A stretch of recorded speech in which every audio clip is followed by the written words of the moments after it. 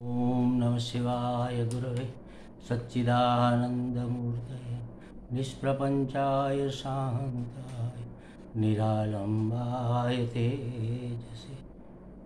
हरिओम प्रभु जी। आज के इस प्रश्न परिषद में आप सबका स्वागत है। आज का प्रश्न राजकोट गुजरात से रसिक भाई कोटक जी ने लिखा है। उन्होंने पूछा है, वेदांत व्यवहारु है क्या, इसे कैसे समझे। देखो प्रभु जी, व्यवहारु का मतलब क्या है यह समझेंगे तभी तो वेदांत को उसके साथ जोड़ेंगे। व्यवहारु का मतलब है व्यवहार में आने वाला, और व्यवहार में कौन सी चीज़ आती है जो हमें दुखप्रद नहीं होती। जैसे कि समझो आपके बेटे की शादी है और आपके मित्र शादी में आए हैं और उन्होंने 1000 रुपये का वो दिया, शगुन दिया 1000 रुपये का। अब दूसरे साल उसी मित्र के बेटे की शादी है जिन्होंने ये 1000 रुपये शगुन दिए थे, तो आप क्या करोगे? आप 200 रुपये थोड़े ही दोगे, और 200 रुपये शगुन के दोगे तो आपके मित्र को अच्छा नहीं लगेगा। उन्होंने 1000 दिया था तो आप 1500 देंगे, उन्होंने 1000 दिया था आप 2000 देंगे। वो खुश होना चाहिए, उसको खुशी होनी चाहिए, उसको दुख नहीं होना चाहिए, बुरा नहीं लगना चाहिए। व्यवहार उसी को कहते हैं जो बुरा लगने की भावना को हटाए और अच्छा लगने की भावना को जगाए, उसी को तो व्यवहार कहते हैं। आपने जिस अर्थ में व्यवहार कहा है, मतलब कि जीवन जीने में समाज में रहकर जीवन जीते हैं, तो वेदांत को अपना सकते हैं क्या? बिल्कुल अपना सकते हैं महाराज, क्योंकि वेदांत का जो ज्ञान है स्वयं को भी खुशी देता है और दूसरों की खुशी छीनता नहीं है, उसको भी खुशी देता है। उसको दुख है अगर, तो उसमें कोई ना कोई उपाय उसको ढूंढ कर बताता है, उसको राहत पहुंचाता है। तो वेदांत तो व्यवहारु है, बिल्कुल व्यवहारु है। क्यों? क्योंकि वेदांत अपने आनंद स्वरूप का हमें भान कराता है कि हम आनंद स्वरूप है, दुखी होने का कोई कारण नहीं है। जो आता है और जो जाता है वो अपने कर्मों का हिसाब है, अपने कर्मों का फल है। उसको न तो कोई रोक सका है न कोई रोक सकेगा। कृष्ण जैसे कृष्ण हो गए, उसको तो कर्म का फल नहीं था, लेकिन उन्होंने समाज के सामान्य लोगों को सीख देने के लिए, देखो उसका जीवन जन्म से लेकर मृत्यु पर्यंत उसके जीवन में दुख ही दुख आया। जेल में पैदा हुए, कंस मामा ने मारने के लिए कितने उपाय किए, कितने राक्षसों ने उनको परेशान किया, आग भी लगाई, पानी के वो जमुना जी में जहर वाला नाग भी आ गया, जहरीला पानी हो गया, कितना क्या क्या नहीं हुआ। अंततोगत्वा उसको युद्ध के रण को छोड़कर भागना पड़ा, रणछोड़ नाम पड़ा। फिर भी कभी किसी ने उसके चेहरे पर मायूसी नहीं देखी, खुशी देखी है, ये सिखाने के लिए। तो कृष्ण भगवान भी नहीं, उन्होंने भी नहीं टाला। अच्छे अच्छे लोग नहीं टाल पाते जो अपने प्रारब्ध में होता है, लेकिन उसको कैसे हैंडल किया जाए। अगर दुख आता है तो दुख के साथ कैसा व्यवहार किया जाए, सुख आता है तो सुख के साथ हमारा कैसा व्यवहार होना चाहिए, यही तो वेदांत हमें सिखाता है। अगर सुख आता है तो हमें बहुत हर्षित नहीं हो जाना चाहिए, फूल नहीं जाना चाहिए, घमंडी नहीं हो जाना चाहिए, अभिमानी नहीं हो जाना चाहिए। और दुख आता है तो हमें निराश नहीं हो जाना चाहिए, मायूस नहीं हो जाना चाहिए। उसको भी सह लो, ये भी सह लो। एक राजा का एक राजकुमार था, उसकी मम्मी ने शायद, उसकी माँ ने शायद, मुझे पक्का याद तो नहीं है, एक लॉकेट दिया या एक वीटी दी, समझो रिंग दिया या लॉकेट दिया, मुझे पक्का याद नहीं है। उसमें कुछ लिखा हुआ था अंदर, उसके अंदर एक चिट्ठी डाली हुई थी लॉकेट में, और उसके बाह पर बांध दिया। वो बड़ा हुआ, राजा बना, दुश्मनों के साथ युद्ध हुआ और उसकी सेना हार गई, उसको भागना पड़ा। वो जंगल में दर दर भटकता रहा, इतना दुखी हो गया। तो उसकी माँ ने कहा था कि जब बेटे तुम दुखी हो जाओ तब इसको खोल कर देखना। तो उन्होंने खोल कर देखा कि माँ ने कहा था खोल कर देखना, चलो देखते ही इसमें क्या है।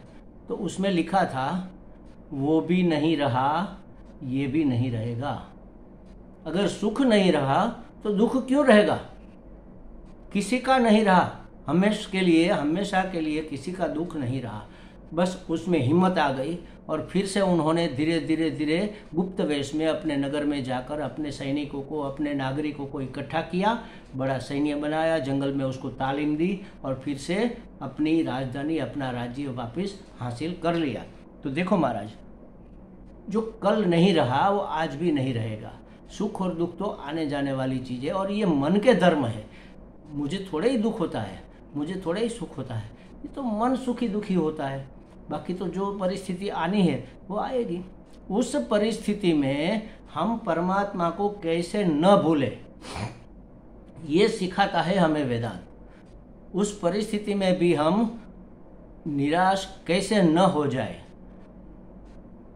हमारा शोक, विषाद, चिंता, उत्पात, उलझन, दुख, इन सभी को निवृत्त करने का उपाय बताता है वेदांत।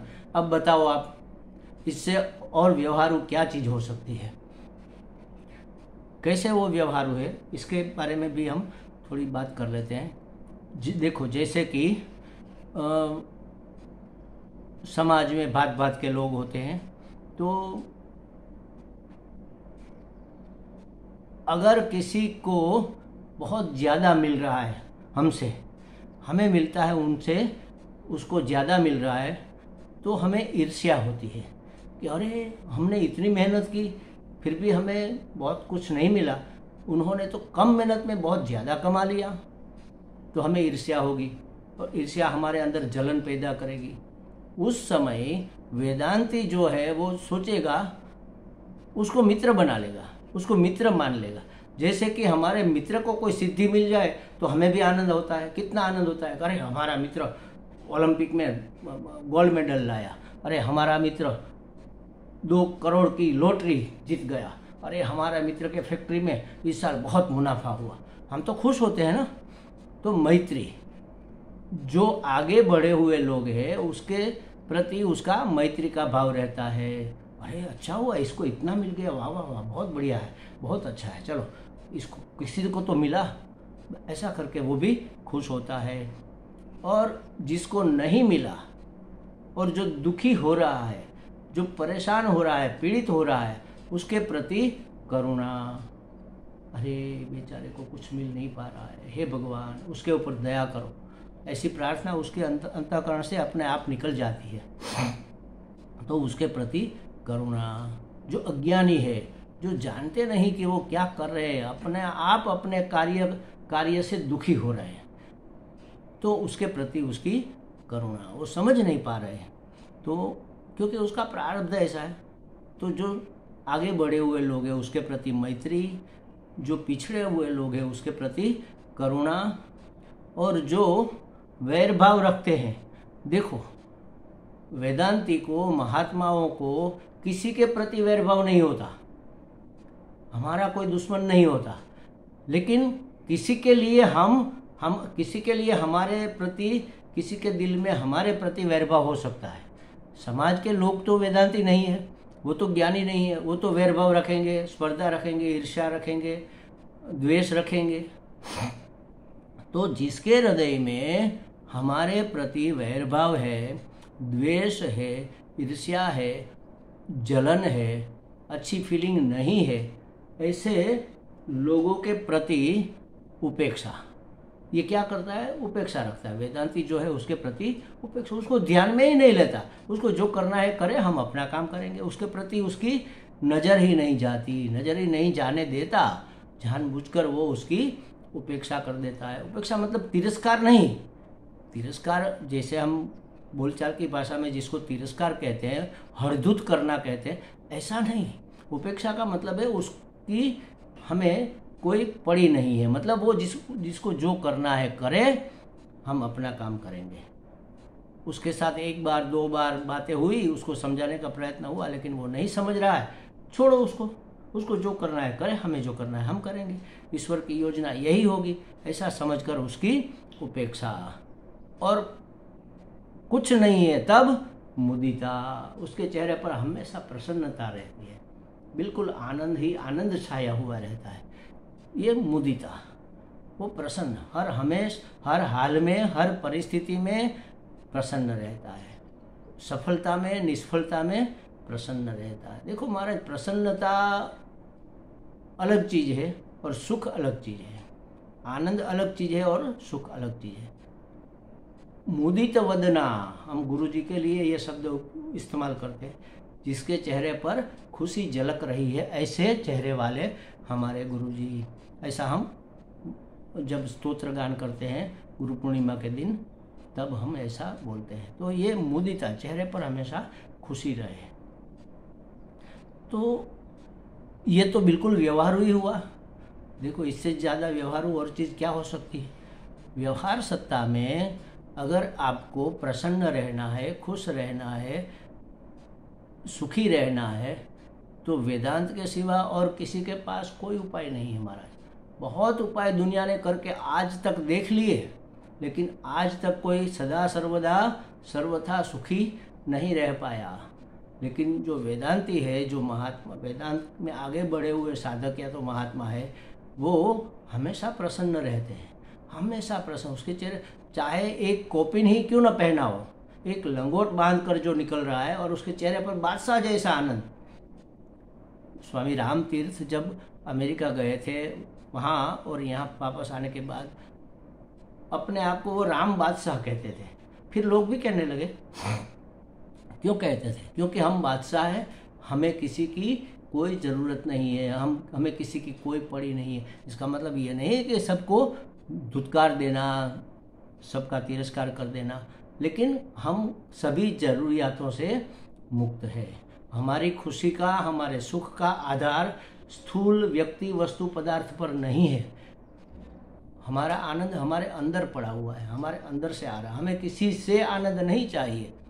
हम वो सब करते तो सब है, लेकिन हम सब काम किस लिए करते हैं? खुशी के लिए सब काम करते हैं। और वो सब काम करते हैं किसके लिए? खुशी से सब काम करते हैं।